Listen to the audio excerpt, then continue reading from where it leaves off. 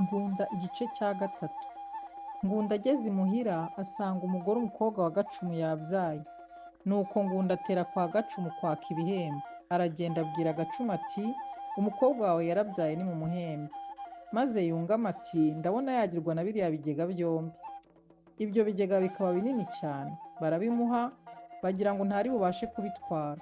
Agira kimwe aracyikorera, ikindi aragihagatira.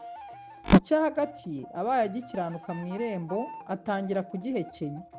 Agifatana umukunguri, agihekenya ngoma yose, agihekenya impinga ya Nyarubaka, akizana mu gitare, agifatana Muramba agihekenya, agisingirana ikangoma yo kwa Mpamarugamba, agikubitana mu gakoni kwa Nshozamihigo agihekenya, aza Nyamagana yose agihekenya, aterera impinga ya Muyange, ageze mu Kinyogoto udukenyera aratujugunya.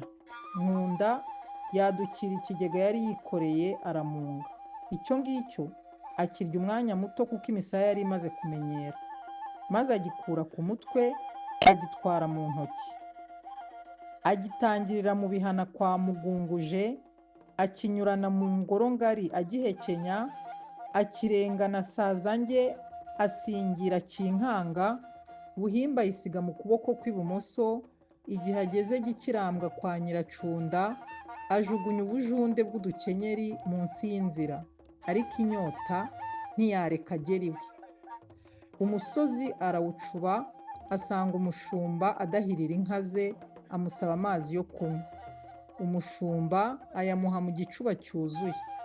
Ngunda ayabunda intama imwe, yongeza andi, nayo amubera iyanga ntiyashira inyota. Nuko wa mushumba aramubwira ati nazanywe no gushokera inka zanjye, sinazanywe no kukuhira. Wa mushumba acaho ajya gushoza inka ze hirya. Nuko Ngunda igikenya yicara ku kibumbiro arakinywa aragikamya. Ajya mu kindi kibumbiro nacyo aragikonoza, arigata ibyondo byo mu isoko.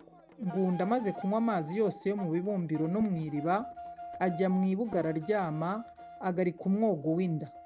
Umushumba amanukana inka ze, aroye mu kibumbiro asanga humye kera.